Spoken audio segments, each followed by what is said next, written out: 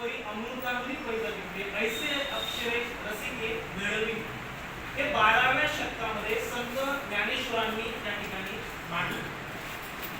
पण त्याच्या काही वर्ष अगोदर नंतर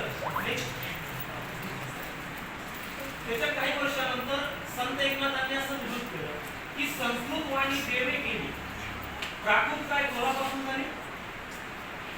आता एक प्रश्न मनामध्ये आपला उद्भवतो की नेमकं प्राकृत कशाला म्हणावं, प्राकृत कशा काय संकल्पना आहे.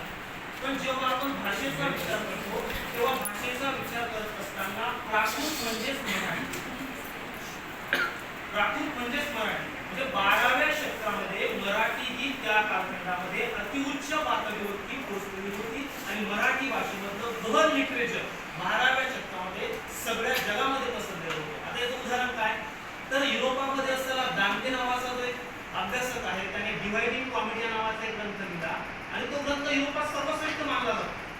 पण त्याच्या काही वर्ष अगोदर संत ज्ञानेश्वरांनी ज्ञानेश्वरी लिहिली आणि ज्ञानेश्वरी म्हणजेच काय, तर संस्कृत भाषेवरती मराठीतलं पहिलं भाष्य म्हणजे ज्ञानेश्वरी. या ज्ञानेश्वरीचं अगोदरचं नाव काय असेल तर ज्ञानेश्वरीचं पहिलं नाव असं आहे भावार्थ दीपिका आणि मग त्याला आपण ज्ञानेश्वरी.